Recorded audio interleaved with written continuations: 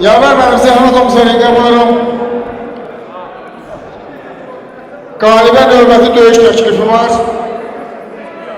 Gəl fikrini bilir Yaver benim. Haydi.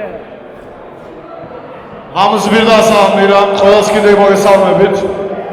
Bugün festlərimiz maşallah çoxdur.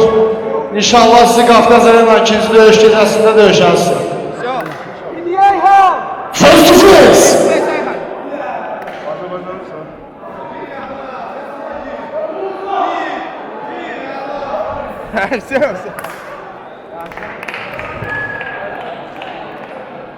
Bəli, bəli.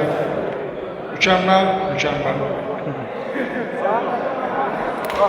Ben sana evine geldim, sen de benim evime geldin İstanbul'a. Hadi ol kardeşim benim. Seni seviyorum.